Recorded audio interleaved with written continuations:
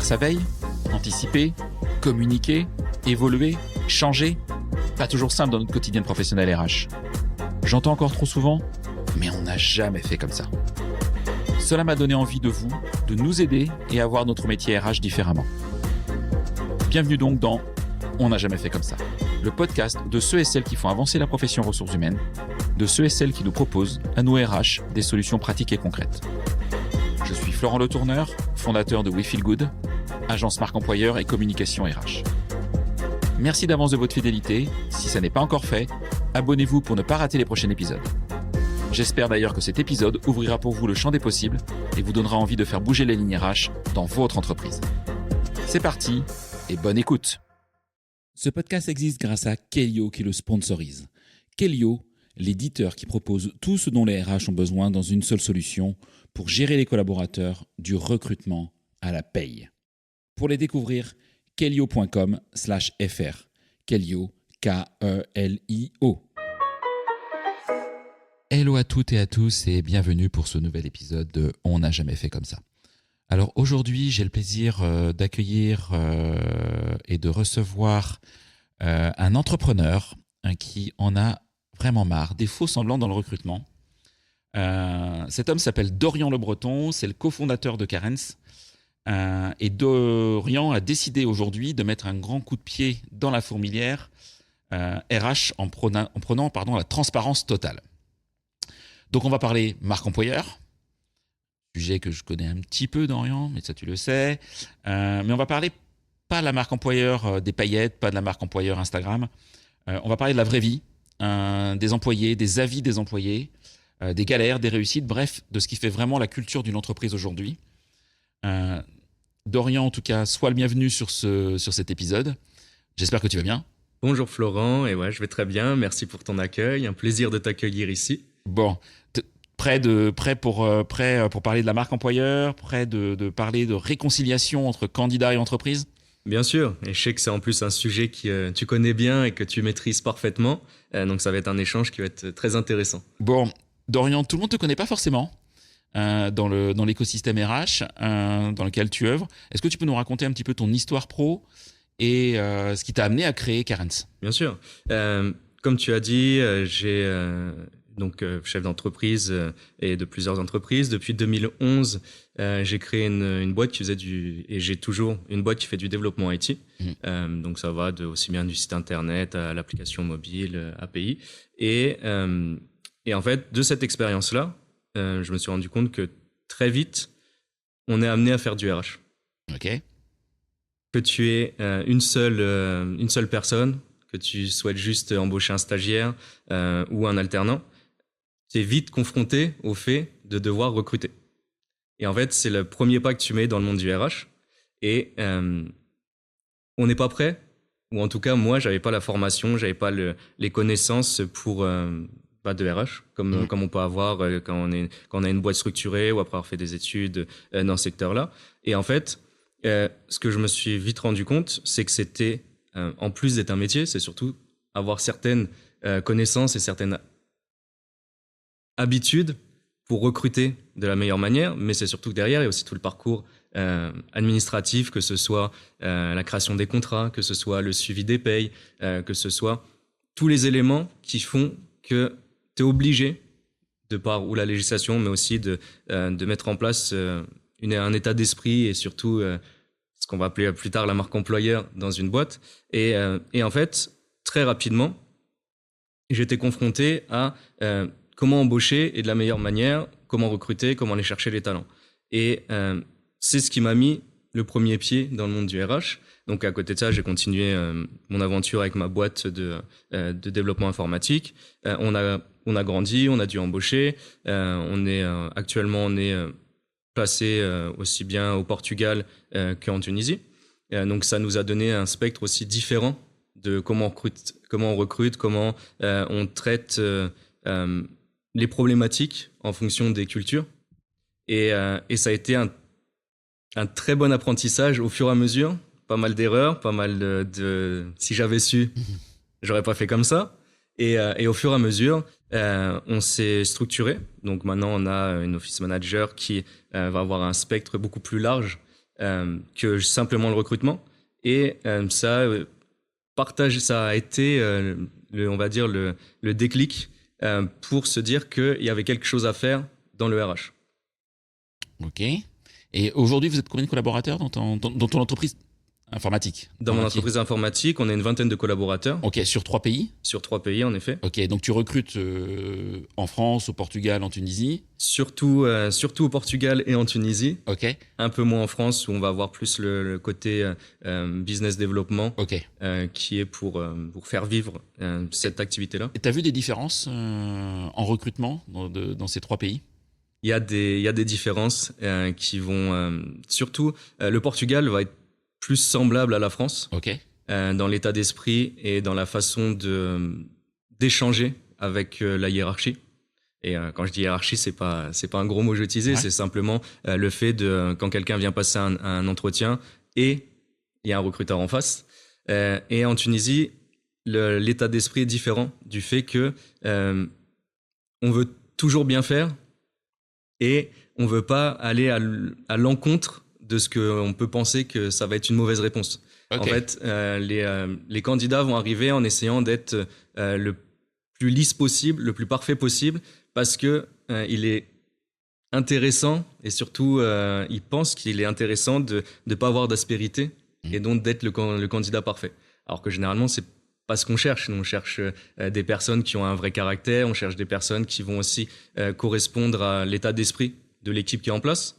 Parce qu'on s'est vite rendu compte que vaut mieux recruter quelqu'un qui a un état d'esprit qui correspond exactement à ce qu'on veut dans l'entreprise, mais qui a peut-être des compétences qui sont moindres pour le moment et qui va simplement suffire de l'accompagner dans une montée en compétences, plutôt que quelqu'un qui arrive avec des très bonnes compétences et qui au final n'accroche pas du tout avec l'état d'esprit.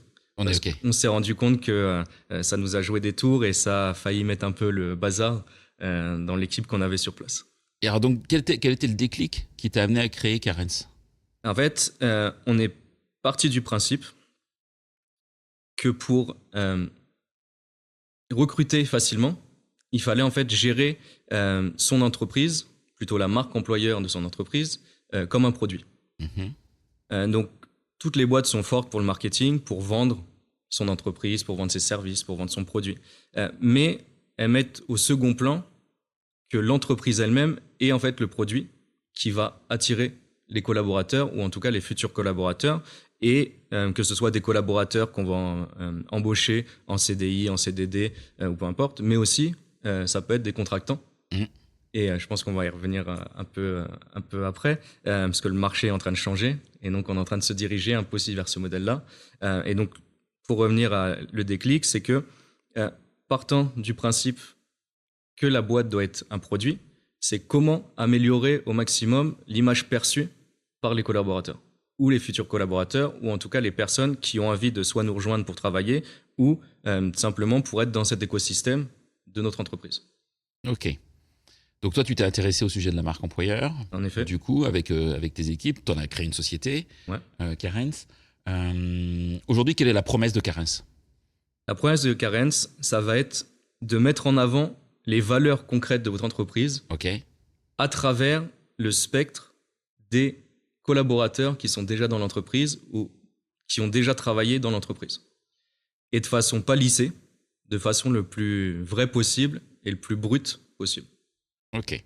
Donc on va revenir sur ce sujet-là. Avant toute chose, tu parles de marque employeur. Quelle est ta définition personnelle, toi, d'une marque employeur réussie? Très bonne question. Je te dirais que pour moi, une marque employeur qui est réussie, c'est une marque qui donne envie d'être dans l'entreprise et de faire partie de l'entreprise.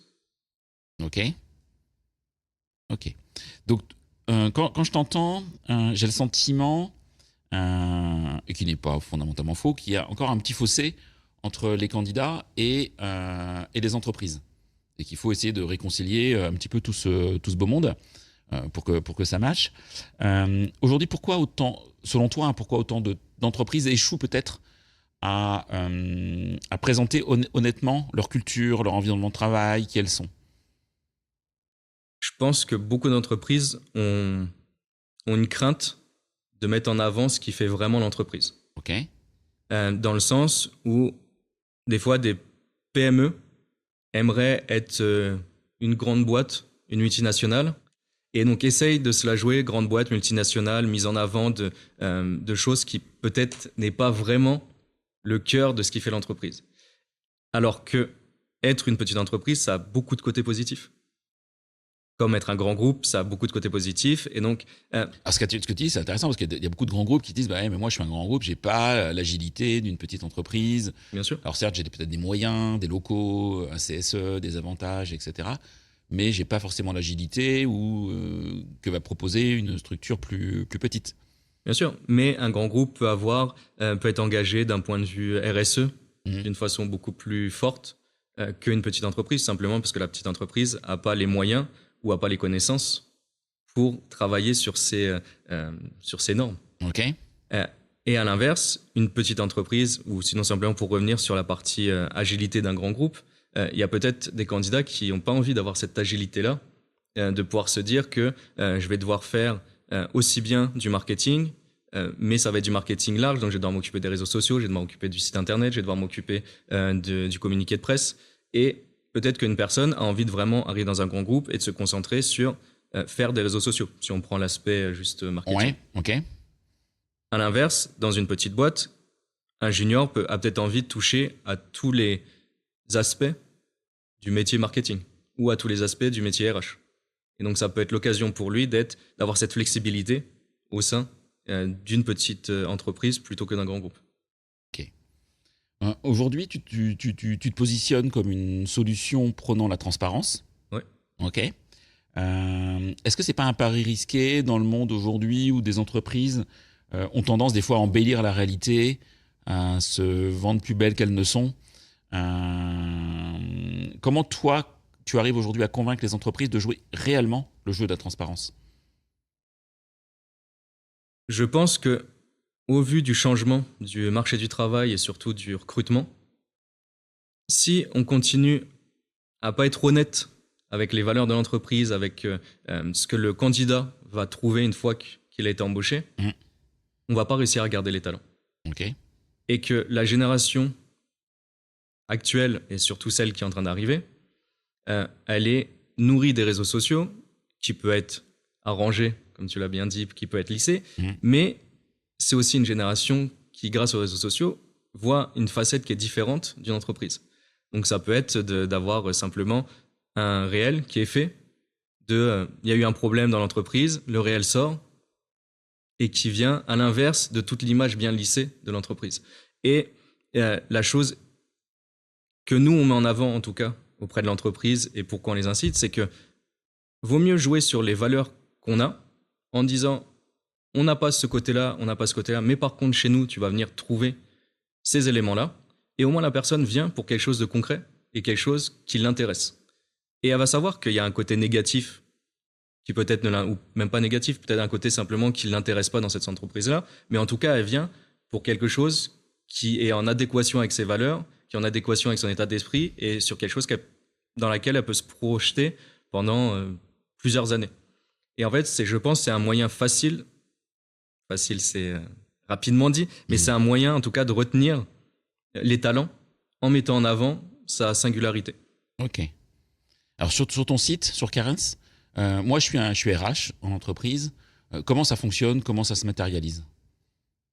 D'un point de vue, il y a deux spectres. Il y a le côté du candidat qui vient chercher un travail. Ouais. Donc il arrive, il y a une barre de recherche, il peut taper le nom d'une entreprise ou aller dans l'onglet des emplois ou des offres d'emploi qui sont en cours. Et donc là, il peut retrouver la liste des différentes annonces qui sont disponibles. Et il y a le côté quand on est RH et donc quand on utilise l'outil et la plateforme. Et là, on arrive sur le back-office de l'outil qui permet de bien sûr mettre ses offres d'emploi, de bien sûr mettre en avant les valeurs de l'entreprise et surtout la partie de gérer les avis des collaborateurs. Ok. Les avis de ces collaborateurs, on va les chercher sur Indeed et sur Glassdoor. Donc c'est-à-dire que tu aspires on aspire exactement les avis qui sont de Indeed et de Glassdoor et tu les mets sur Carens. Et on les met sur Carens. D'accord. Sur ces avis-là, on peut y ajouter une réponse. Ok. l'intérêt d'y ajouter une réponse, c'est que le commentaire ou l'avis peut être positif ou négatif, mais au moins, on donne son avis dessus. Ok. Et ça peut être un avis simplement de Henri qui a laissé un avis. Cette boîte n'est pas du tout l'endroit où il faut aller travailler. Et c'est simplement répondre, c'est bizarre, Henri, on vous a jamais vu dans nos locaux. Et ne serait-ce que mettre en avant une réponse peut donner déjà un avis différent à ce qui a été dit. Ok. Et au moins donner une vision différente. Et c'est surtout que grâce à ces avis-là, on peut aussi demander à ses collaborateurs de savoir ce qu'ils pensent de l'entreprise réellement. Et donc, il y a les avis à poster sur Glassdoor, les avis à poster sur Indeed, mais il y a aussi les avis qu'on a mis en place sur Carens et qui sont des avis qui peuvent être faits sous forme vidéo. Ok. Et donc là, nous, on incite à ce que les collaborateurs puissent prendre avec leur téléphone, en mode selfie, une petite vidéo qui n'est pas travaillée, qui n'est pas léchée, qui n'est pas prise avec un super décor derrière, mais qui est simplement la réalité de ce que pense l'employé de l'entreprise. Ok. Et ça, il va pouvoir le mettre en ligne. Et ça, c'est mis automatiquement en ligne. Dès que la vidéo est prise, on reçoit dans le back-office, le RH reçoit la vidéo, et la vidéo est automatiquement publiée derrière. Ok. Et alors, si l'avis du collaborateur est un peu mitigé, est-ce qu'on peut valider quand même la vidéo ou est-ce que, tu vois, parce que sur Indeed ou sur Glassdoor, on peut aussi bien mettre des avis très positifs, à 5 sur 5, à 4 sur 5 expliqués, puis des avis un peu moins positifs, en effet, à 3, à 2, à 1 sur 5. Eux, ils vont tous remonter sur Carens. Mais si moi, je suis collaborateur, je vais mettre un avis vidéo, et puis je suis satisfait, tu vois, je suis un gars un peu mitigé, un peu moyen, je vais mettre 3 sur 5. Le RH, il va dire, attends, mais moi, j'ai pas top, quoi. Est-ce qu'il n'a pas le choix de ne pas valider la vidéo comme un avis Indeed qui remonte automatiquement, ou est-ce qu'il a le choix de le refuser? Il peut refuser la vidéo, mais on ne l'incite pas à le faire. S'il veut être transparent, non. S'il veut être transparent, non. Je suis d'accord avec toi. Et c'est surtout que là, on peut personnaliser et on voit vraiment qui parle. Ouais. Et quel est le contenu. Si la personne est pas contente parce que elle trouve que la politique RSE est pas assez efficace, ça peut s'expliquer. Ouais. Ok. Et auquel cas, c'est vraiment, et c'est cette transparence-là. Et encore une fois, c'est pourquoi un candidat va venir dans une entreprise plutôt qu'une autre, c'est peut-être parce qu'il va y avoir cette transparence-là qui est mise en avant. Et au moins, les personnes viennent pour quelque chose. Ok. Et c'est ce qu'on essaye de prôner au maximum sur Carens, de soyez transparent et vous verrez que ça payera. Et c'est surtout que ça va aussi inciter les entreprises à changer d'elles-mêmes. Et vous pouvez certifier que l'avis il est véritable, que c'est pas un faux employé qui émet un faux avis pour faire monter la note, ou au contraire même pour faire baisser la note. Bien sûr, on peut le certifier du fait que le RH soit derrière pour contrôler ou non si la personne est dans l'entreprise. Et c'est encore plus simple à faire par une vidéo. Ouais. Ok. Donc aujourd'hui, vous permettez aux collaborateurs d'entreprise d'émettre des avis directement via Carens, du coup, sans forcément passer par Indeed ou Glassdoor. Hein. En effet. En complément des avis Indeed ou Glassdoor. Ouais. Donc il va faire changer un peu la moyenne, du coup, à la hausse, à la baisse, en fonction de ce qui est émis. Tu disais qu'on avait la possibilité aussi de proposer des offres d'emploi. Quel style d'offre d'emploi, toi, tu souhaites sur Carens?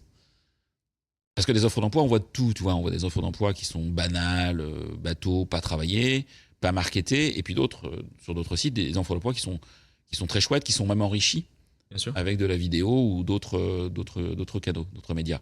Eh bien, comme tu l'as dit, nous, on donne la possibilité d'avoir une offre d'emploi très classique, avec simplement du texte, la rémunération, ce qu'on cherche comme expérience. Et on peut venir l'enrichir d'une vidéo qui peut être soit importée directement de YouTube ou d'un système, ou comme les avis qu'un collaborateur peut laisser, une vidéo qui est enregistrée en selfie par le RH ou en tout cas par la personne qui va faire passer l'entretien. Et nous, c'est ce qu'on incite vraiment les entreprises à faire, dans le sens où quand un candidat regarde la vidéo sur l'offre d'emploi et qui se rend compte que c'est un collaborateur qui va lui faire passer l'entretien et qu'il arrive à l'entretien et que c'est ce collaborateur-là qui l'a vu en vidéo, déjà, ça a personnalisé l'expérience et c'est surtout qu'on s'est dit, que le candidat se dit « Ok, ça a l'air d'être une entreprise qui correspond à ce que je suis vraiment venu chercher. » Et c'est pas une vidéo bien léchée qui a été faite pour présenter d'abord pendant 3 minutes l'entreprise, pendant 2 minutes un texte qui a été relu plusieurs fois et pour finir sur un beau paysage de nature pour dire que c'est super chouette de venir travailler chez nous. Non, c'est une vidéo qui peut-être a été mal filmée, où la qualité n'est pas la meilleure et filmée en 1080p, peu importe, mais au moins c'est vrai. C'est vrai et ça donne envie au candidat et c'est en adéquation avec ce qu'il peut trouver sur les réseaux pour parler de son quotidien. Et en fait, cette vidéo-là, en plus, peut derrière être téléchargée pour être mise sur les réseaux de l'entreprise. Ok. Et donc, ça permet de mettre en avant le poste qu'on recherche, aussi bien sur les réseaux de l'entreprise que sur l'offre d'emploi. Ok. Donc aujourd'hui, ça, tu permets ça. Comment tu fais venir les candidats sur ton site? Parce que l'enjeu, c'est moi si je suis entreprise. Trafic, ouais, voilà. L'enjeu, effectivement, c'est que mes annonces, mes avis soient visibles, bien sûr, soient lus, et que du coup que les bons personas, les bons candidats, en tout cas ceux qui m'intéressent, postulent. Comment est-ce que tu les fais venir? Comment est-ce que tu les convaincs de venir sur Carens? Parce que des plateformes des job boards, de recrutement, il y en a plein. Tu les connais comme moi. Donc voilà. Pour faire venir les candidats, on va utiliser plusieurs méthodes. Qui va déjà être présent de notre part sur les réseaux sociaux. Aller créer du contenu, mettre en avant les offres d'emploi, mettre en avant les entreprises, aller chercher de la visibilité en envoyant des newsletters et ainsi de suite. Et aussi, ce qu'on propose aux entreprises, c'est de mettre directement les offres d'emploi sur leur site internet via soit une page en marque blanche de Carens. Et donc, ça correspond exactement à ce qu'on retrouve sur Carens, mais qui peut être directement mis sur le site. À la place c'est la page carrière, en fait. C'est la page carrière qui peut être faite de cette manière-là. Ok, très clair. Avec, bien sûr, les valeurs de l'entreprise, les social proof, ce qu'on évoquait, les avis récupérés, et derrière les offres d'emploi, qui d'ailleurs peuvent être mis en illimité sur Carens. Et aussi, ce qu'on essaye de faire le plus, c'est le référencement sur Google. D'ailleurs, on a les offres d'emploi que Google propose. Donc, Carens met automatiquement les offres d'emploi sur Google. Et donc, c'est dès qu'on tape une recherche au nom d'entreprise, généralement, c'est ce qui ressort en premier sur les différentes recherches, de par que c'est un outil Google qui est gratuit à utiliser d'ailleurs. Donc, que vous utilisez Carens ou non, je vous encourage à le mettre sur Google Job, qui peut être très intéressant et ça permet de... C'est un bon générateur de trafic. C'est un très bon générateur de trafic. Ouais, ok.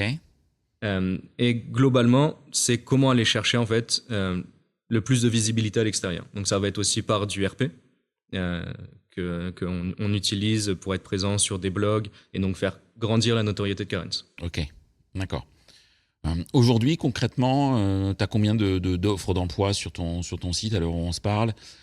C'est quoi tes métriques aujourd'hui en termes de chiffres? Alors, en termes de métriques, on a une 50aine de clients qui utilisent déjà la plateforme. Ok. Et on va en fonction, comme on n'est pas que sur du grand compte ou de la petite entreprise, on est vraiment tout secteur d'activité et surtout toute taille. Oui.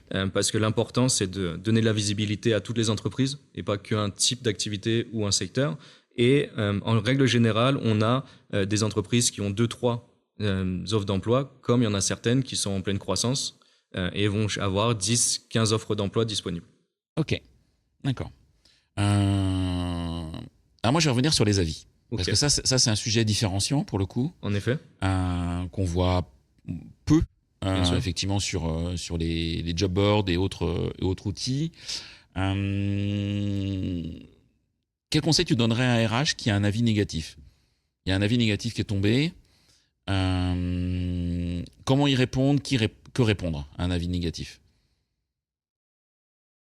Déjà, l'avis négatif, voir si l'avis négatif est fondé. Ouais.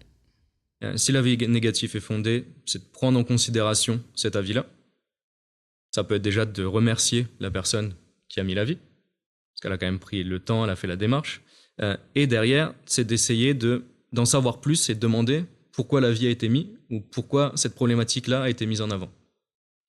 de dire qu'on est ouvert, bien sûr, au dialogue, et derrière, de proposer une solution pour pouvoir remédier au problème, ou en tout cas dire qu'on va réfléchir à comment améliorer ou comment ajuster cette problématique-là.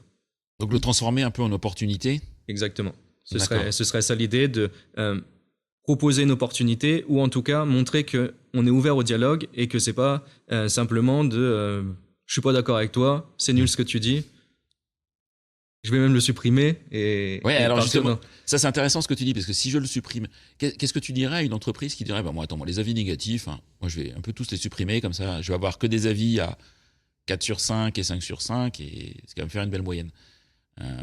Qu'est-ce que tu dirais à un RH qui te dirait ça? Je dirais que ça correspond pas à l'état d'esprit qu'on a de la marque employeur. Non, déjà, ça c'est clair, ouais, c'est pas lié, ça c'est sûr. Et c'est surtout que sur le long terme, c'est pas viable. Ouais. Parce que avoir 600 ou 1000 avis, par exemple pour les très grosses boîtes, avec que du positif, soit c'est la boîte de rêve, soit il y a quelque chose qui cloche. Et auquel cas, ça peut, pour les futurs collaborateurs, ça peut se faire poser des questions. Et toi, tu crois pas à la boîte de rêve? J'aimerais. En tout cas, j'y travaille, et je travaille sur nos structures. On y travaille pour pouvoir le faire. Mais non, c'est très compliqué. Ouais. Marque employeur est très compliqué à gérer. Et après, l'humain, c'est ce qui fait la magie des entreprises. C'est que c'est un mélange de beaucoup de choses qui font que une boîte peut avancer, ou au contraire peut avoir du mal à grandir. Ok. Je suis très en phase avec ce que tu dis, hein, pour le coup. Je pense que c'est clé. Alors, moi, ce que j'aime bien, c'est que ça implique les collaborateurs, en fait, Ouais. ton dispositif. On est proche de l'employé advocacy, quelque part, En effet. d'une certaine manière. On prend pas la parole sur LinkedIn, mais on prend plus la parole, là, pour le coup, sur Carens. On aimerait. Voilà. Après, l'un n'empêche pas l'autre, hein. Bien sûr. On peut aussi faire les deux. Comment encourager les collaborateurs d'une entreprise à prendre la parole? Parce que tourner une vidéo, même assez courte, Bien sûr. c'est pas toujours si facile que ça pour tout le monde. Il y a des gens qui appréhendent, qui osent pas, qui savent pas comment s'y prendre. Est-ce que vous les accompagnez? Est-ce que vous leur donnez des tips sur ces sujets-là? Alors, en fait, quand le collaborateur va poster une vidéo sur Carens, Ouais. on peut enregistrer des questions préétablies. Et donc, en fait, au moment où il va se filmer, il y a des questions qui vont apparaître, et il va répondre à ces questions-là. Ok. Les questions peuvent être simplement de comment se passe une journée. Ça, c'est les questions qui sont créées par l'entreprise? Ouais, qui sont créées par le RH, Ouais, ou en tout cas par la personne qui s'occupe du back-office sur Carens dans l'entreprise. Et ça peut être une question très basique de quelle est ta journée type, jusqu'à concrètement poser la question de comment tu te sens au sein de l'entreprise. Et donc ça permet de guider les différents collaborateurs au moment de l'enregistrement. Ok. Sur un sujet que je trouve important, c'est que tu disais que tu as des clients dans tous les secteurs. Toi, à la boîte, tu as une boîte d'IT, Ouais. plus. Donc, tu n'as pas voulu te limiter à ce secteur-là. En effet. Est-ce que tu vois des différences, toi, avec le recul que tu as maintenant avec Carens, d'un secteur d'activité à l'autre? Le secteur d'IT, tu le connais très bien. Tu y es depuis des années. Bien sûr. Tu connais c'est plus et c'est moins.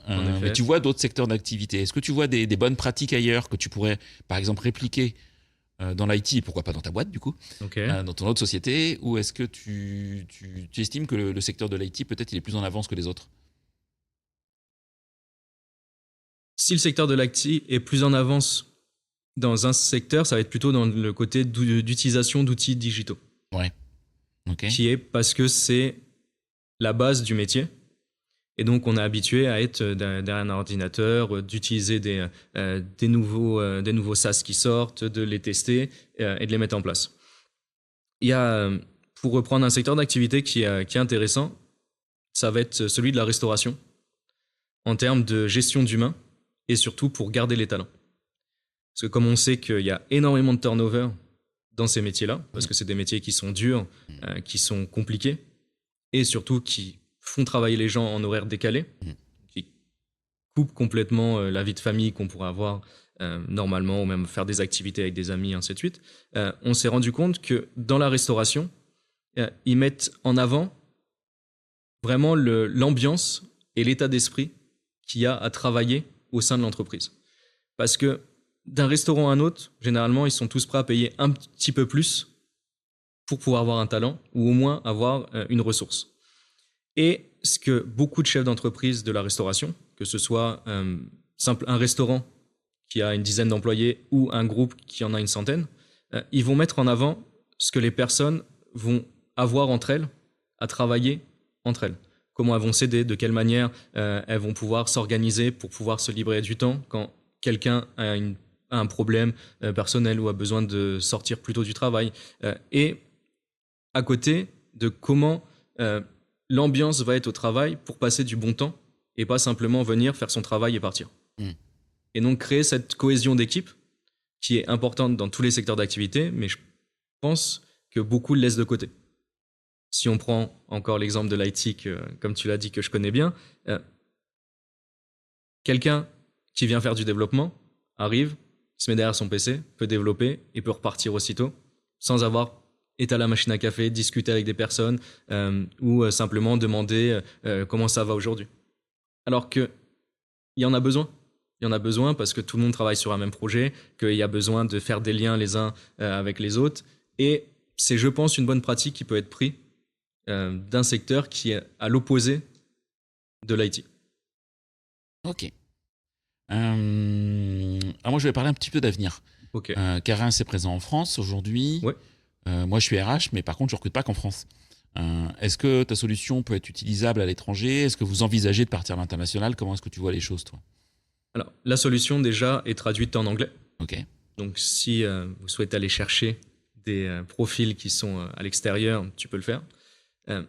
On est en train, pour le futur, de réfléchir à le proposer au Portugal, parce qu'on a des boîtes avec qui on travaille qui nous ont mis en avant qu'elles avaient un besoin. Et au Portugal, le marché est encore assez traditionnel dans le recrutement, avec des cabinets de recrutement et de chasseurs de tête qui vont pour des gros groupes, parce que beaucoup de gros groupes ont été s'installer au Portugal depuis de nombreuses années. Et il n'y a pas encore de digitalisation concrète de ce marché-là. Donc on y voit une opportunité. Est-ce qu'on va y aller? On ne sait pas encore, mais on est en réflexion. Après, tu connais bien le Portugal. Je commence à connaître depuis quelques années. Ça peut t'aider aussi, ouais. Ça peut être plus facile. Le fait aussi d'être sur place de temps en temps, ça peut permettre d'avoir une vision différente du marché et surtout de rencontrer les acteurs. Et du coup, tu envisages l'Afrique du Nord aussi ou pas? On est en train d'y penser. C'est un marché différent du coup, mais que tu connais aussi. Donc, est-ce que c'est pas une opportunité d'aller voir la Tunisie, le Maroc?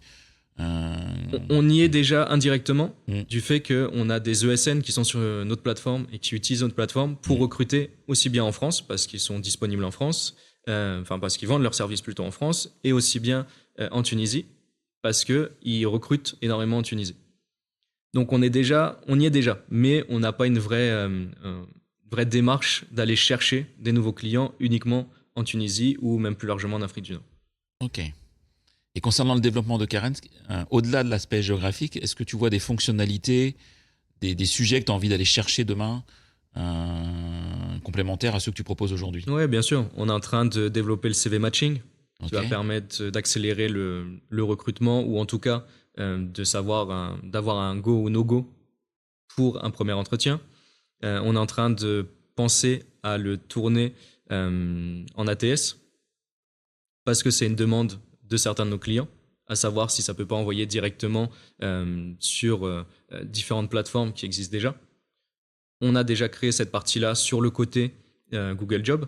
Parce qu'aujourd'hui, Carens s'implémente avec les ATS en place ou pas?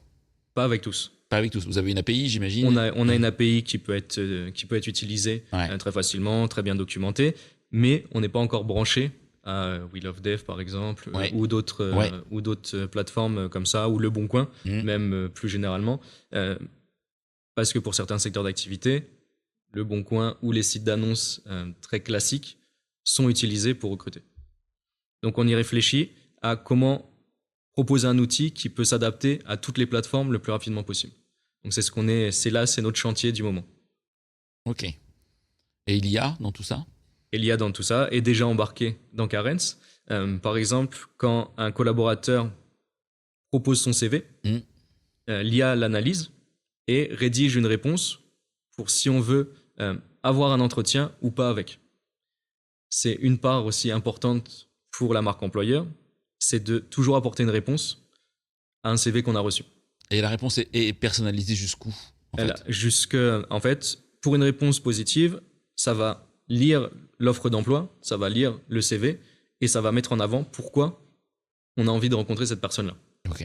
Pour une réponse négative, ça va faire exactement la même chose, à l'inverse, de façon à remercier le collaborateur ou le candidat d'avoir posté son CV. Et donc, à partir de ce moment-là, lui dire que les raisons pourquoi on ne le sélectionne pas. Et du coup, c'est validé par l'équipe recrutement, l'équipe RH de ton client avant envoi ou c'est automatisé en fait? Non, pure automatisé. Tout est toujours validé avant. D'accord. Parce que l'idée, c'est de... Donc, c'est des propositions qui sont faites? C'est des propositions qui sont faites. Et en fait, l'idée, c'est vraiment d'avoir un premier mail, de venir le modifier et toujours le modifier pour le personnaliser au maximum et surtout le personnaliser à la façon que le RH souhaite. Même si, dès qu'il y a une réponse en fait, qui est envoyée, l'IA la prend en compte et voit les modifications qui ont été faites. Donc, normalement, au bout d'1 mois ou 2 d'utilisation, il y a simplement à valider ou invalider l'envoi. Parce que l'IA a appris effectivement de la manière d'écrire, de ce que la personne enlève systématiquement, par exemple, etc. Ou ajoute systématiquement. Ou ajoute ce qu'il y a besoin. C'est simplement, c'est en fait le machine learning qui est fait. Nous, on utilise l'API de Mistral AI. D'accord. Qui est bien entendu français. C'est bien, surtout, vous êtes 100% français là. On essaye au maximum et surtout d'être RGPD. C'est ce qui nous importe le plus quand on parle d'IA et après de stocker aussi des données, concrètement. Et on l'a développé de manière à ce qu'elle prenne en considération la façon d'écrire et aussi l'état d'esprit de la boîte, le champ lexical et tout ce qui permet de personnaliser encore une fois l'entreprise. Ok. Petite question perso, là. Toi, tu es entrepreneur, serial entrepreneur, tu as plusieurs sociétés maintenant. Ok. Est-ce que de t'intéresser encore plus au monde RH via Carens a fait changer tes habitudes RH dans ton autre entreprise, ta première entreprise, celle de l'IT? Ouais, ça l'a concrètement fait changer. Comme tu disais au départ, j'ai fait des erreurs. Bien sûr, bien sûr. Ça arrive à tout le monde. En recrutement, c'est compliqué des fois d'être parfait. Donc, comme tout le monde, tu as fait des merdes et ça arrive. Voilà. Est-ce qu'aujourd'hui, maintenant qu'il connais mieux le marché RH, tu as vu beaucoup de choses, tu t'inspires aussi de ce que font pas mal de boîtes. Ouais. Est-ce que toi, vous avez décidé de changer les choses dans l'autre entreprise? Ouais, on regarde plus les CV quand on recrute. Ok. Très clairement. Très clairement. Et en fait, parce qu'on s'est rendu compte qu'on a recruté 2 personnes qui, si on lisait le CV, on les embauchait pas.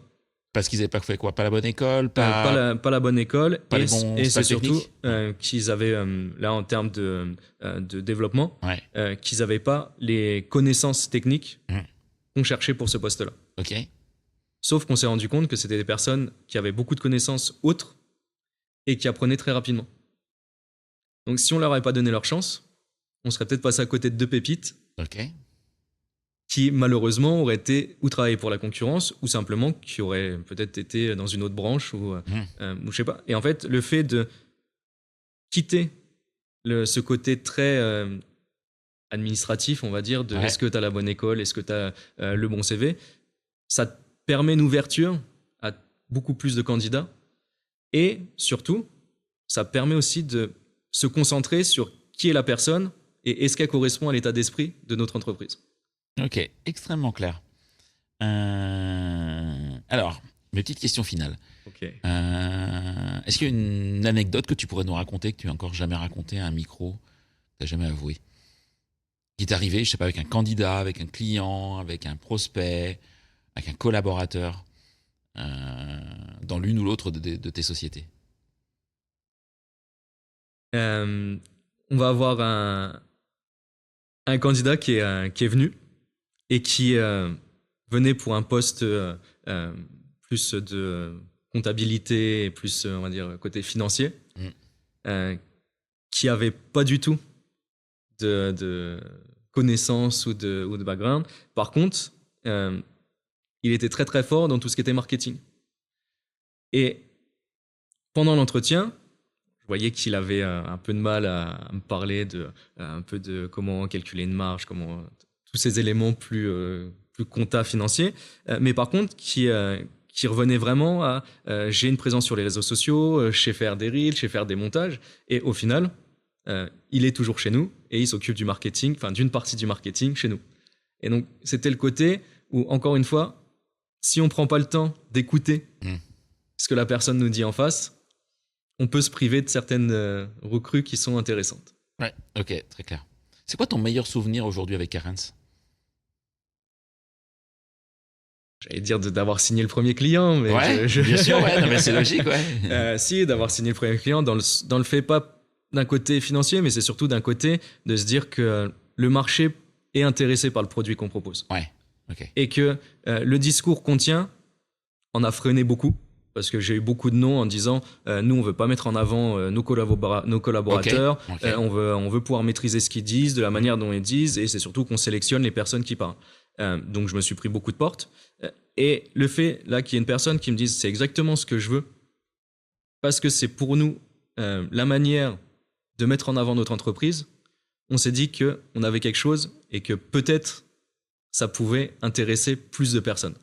Donc ça a vraiment été le OK, on a quelque chose et on peut aller de l'avant. Ok. Quel est un peu ton on n'a jamais fait comme ça préféré en matière de RH? Concrètement, le podcast s'appelle On n'a jamais fait comme ça. Quelle est la pratique, toi, innovante, nouvelle, que tu aimerais voir généralisée maintenant dans toutes les entreprises? En ce moment, on s'intéresse à une solution qui fait de l'RH prédictif. Ok. Pour savoir, qui s'appelle Top, et pour savoir concrètement, est-ce que les talents vont vouloir quitter l'entreprise ou non.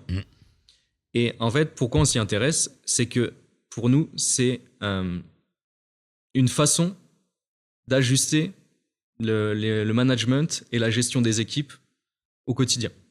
Dans le sens où si on sait qu'une personne va vouloir quitter l'entreprise, ça va être comment optimiser son environnement, optimiser ses missions, peut-être lui proposer des nouvelles missions au quotidien pour lui donner envie de rester et de pas se dire « Ah tiens, je vais partir.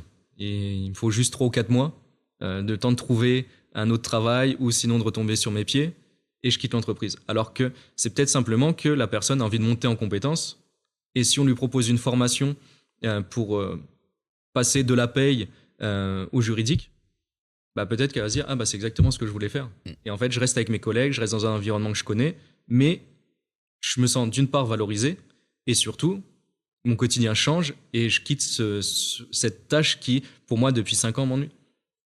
Ok, trop bien. Trop intéressant, Top. Je vais creuser ce sujet, clairement. D'ailleurs, quelles sont les personnes que tu me conseillerais d'interviewer sur ce podcast, que ce soit comme toi, des dirigeantes d'entreprises qui sont dans la fonction RH ou des RH purs en entreprise? Des gens que t'aimerais que j'interviewe, du coup. Maxime Cariou, qui peut être intéressant à interviewer, qui a grosse ESN, qui fait du SAP, mais qui aussi est investisseur dans nos entreprises. Il va y avoir Thomas Chaumont, qui peut être aussi intéressant à échanger, qui lui est spécialisé dans l'intelligence artificielle. Ok. Et plus largement dans l'automatisation. Et il travaille avec des entreprises qui sont sur du RH, du fait que beaucoup de tâches peuvent maintenant malheureusement être automatisées, mais qui peut surtout permettre au monde de RH de se concentrer sur son réel métier. Ouais, c'est pour ça que je dirais pas malheureusement, ouais, tu vois. Je trouve ça bien qu'il y ait des tâches qui soient automatisées, parce qu'il y a quand même des tâches qui sont chiantes. Et si on peut éviter de perdre trop de temps et de consacrer son temps réellement à l'humain, au candidat, au collaborateur, au développement humain. Moi, je suis pas d'accord avec toi pour le coup. C'est vrai, le terme malheureusement n'est pas bien utilisé, mais plutôt grâce à l'automatisation. Mais après, ça c'est un point de vue. Hein. Non, mais je te rejoins. Grâce à l'automatisation, on va pouvoir se reconcentrer sur l'humain qui est la base du métier RH, en effet. Ok. Comment tu fais ta veille pro, toi, aujourd'hui? Alors, je vais écouter quelques podcasts. T'écoutes des podcasts, ok? Ouais, j'aime bien. c'est pas forcément RH, c'est hein. pas original, Non, mais génération do it yourself, Ok. qui est une vue très globale Ouais. de l'économie. J'aime bien, pour tout ce qui est actualité, et surtout pour les longs formats, ce que Hugo Décrypte fait, qui je trouve qui est super pertinent. Globalement, c'est ce que j'écoute rapidement et ce qui me permet de me tenir informé de ce qui se passe dans l'univers économique. Ok. Il y a des livres ou des newsletters RH que tu lis, qui t'intéressent, ou pas plus que ça? Pas plus que ça. T'es pas un grand lecteur? Je suis pas un grand lecteur et c'est surtout que je consomme plus on va dire des réseaux sociaux, à être présent et à laisser Maintenant, je fais confiance un peu à mon feed Insta ou à mon feed Facebook. Et du coup, t'intéresses dans tes podcasts, tu les écoutes plutôt en mode audio ou en mode vidéo, toi, sur du YouTube? Je suis plus sur du YouTube. Tu vas plutôt dans votre YouTube? Je suis plus YouTube, du fait que je me laisse surtout porter par l'algorithme. Et donc derrière, il y a des bonnes recommandations et je navigue comme ça. Le fait de pouvoir les écouter en rapide, je ne devrais pas dire ça, mais... Tu fais quoi? Tu fais du x1,50 Ouais, même un peu plus si ça se laisse écouter. Ouais, mais tu vois, moi, j'essaie de faire du x1,25, des fois je me dis, waouh, du x1,50, j'ai mal à la tête à la fin. Donc, ce que j'allais dire, faut pas le faire le soir avant de dormir, sinon... t'exploses, quoi. Ouais, ça t'accélère le cerveau et c'est peut-être pas la meilleure des choses à faire. Ouais, ça je partage. Merci beaucoup, en tout cas, Dorian, pour ton temps. Bravo pour te lancer aussi sur ce marché RH, parce que c'est un marché passionnant, mais en même temps compliqué, où il y a beaucoup d'intervenants. Donc, c'est pas un marché simple. En effet. Franchement, je sais que tu le sais. Donc, je m'en suis rendu compte depuis un peu plus d'1 an maintenant, qui est un marché que... Mais il reste encore beaucoup de choses à faire, en fait. Beaucoup de choses, beaucoup de terrain à défricher. Donc, je pense que effectivement, ta structure a sa place, et c'est aussi pour ça que j'avais envie de t'interviewer. Un grand merci, en tout cas. Merci à toi. Merci pour ton accueil. Merci pour ces questions. Et merci pour cet échange. Je t'en prie. Et surtout pour le podcast que tu fais. Et en plus, bientôt le 100e. Ah, dis pas tout. Mais bientôt, ouais, c'est ça. Ça arrive en tout cas. Bonne continuation et belle réussite à toi. Merci Dorian, à bientôt et merci à tout le monde. Au revoir. Au revoir, ciao. C'est terminé pour ce bel épisode. Merci de l'avoir suivi en entier. Pour ne pas rater le prochain, d'ailleurs je prépare plein de chouettes entretiens pour ces prochaines semaines, abonnez-vous à On n'a jamais fait comme ça. C'est le bouton suivre sur Apple Podcast ou s'abonner simplement sur Spotify. N'hésitez pas également à mettre 5 étoiles si vous avez apprécié ce podcast et à me contacter via LinkedIn pour tout commentaire ou toute suggestion d'invité. À bientôt.